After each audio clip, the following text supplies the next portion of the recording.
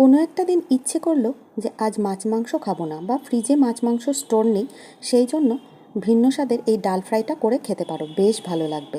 এটা একটু ঘন হয়, এর সাথে একটু পাঁপড় ভাজা করে নিলে পুরো একটা ডিশ রেডি।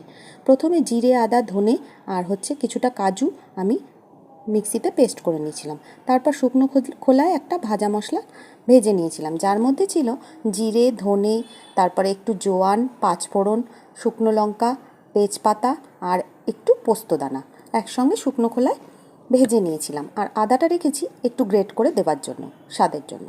আর আরেকটা জায়গা বাটিতে আমি বেশ কিছুটা চেরা কাঁচা লঙ্কা আর তার সঙ্গে এমনি রুটিন মশলা একটু জিরের গুঁড়ো, ধনের গুঁড়ো আর একটু লঙ্কার গুঁড়ো গরম জলে ভিজিয়ে রেখেছিলাম, সঙ্গে দুটো এলাচও ছিল।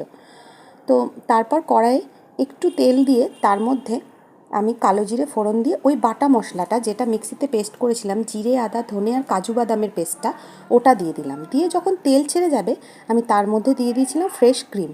ফ্রেশ ক্রিমটা দেওয়ার সময় অবশ্যই গ্যাসটা সিম থাকবে।